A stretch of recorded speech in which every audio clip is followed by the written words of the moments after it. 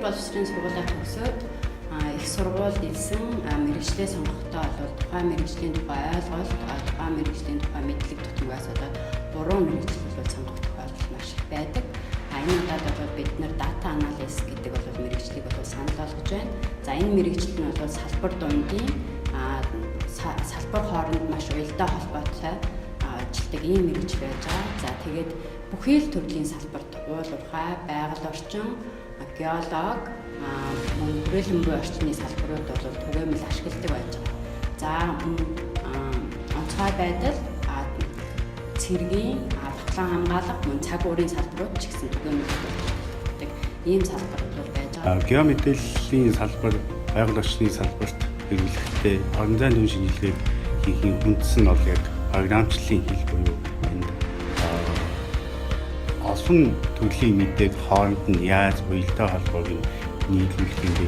Эндээс бид нэг буцаагаад энэ байгаль орчинд үүсэж байгаа нөлөөллийг яаж тооцоолж болох юм бэ? Энэ нөлөөлөл дээр үндэслээд бид нэг байгаль орчинд хэрэгтэй шийдвэрүүдийг хэрхэн боловсруулах юм бэ гэдэг энэ бүгдийг орон зайн дүн шинжилгээний энэ аргачлалын тухай хичээл болон энэ мэргэжилтээр авч үздэг.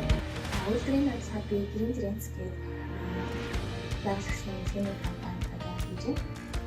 Green Trends компани нь 2012 онд байгаль орчны зөвлөх үйлчилгээ үзүүлэх чиглэлээр үүсгэн байгуулагдсан ба 2013 оноос хойш уул уурхайг бүтэц, хөдөө аж ахуй үйлдвэрлэл болон үйлчилгээний чиглэлүүдээр байгаль орчны наривчсан үнэлгээ хийж байгаа үйл ажиллагаа явуулж байгаа компани юм а. Энэхүү даатгалаар би мэргэжлийн хичээлээр эзэмсэн онлын мэдлэгийг дадлах хийсэн байгууллагын ажилтны заавартаар практикаар баттган хүрээлэн буй орчны салбарын програм хангамж багаж тоног төхөөрөмжүүд дээр ажилласан. За мөн хэрэглэн хэмжилт ажилтай танилцаж түүнд ашиглагддаг багаж тоног төхөөрөмжийн дээр ажилласан байгаа. Манай хөтөлбөр олон улсын жишг стандартын дагуу сургалтыг явуулдаг бөгөөд хамгийн гол нь бид орчин үеийн дэвшилтэй технологиг сургалтанд ашиглаж байна.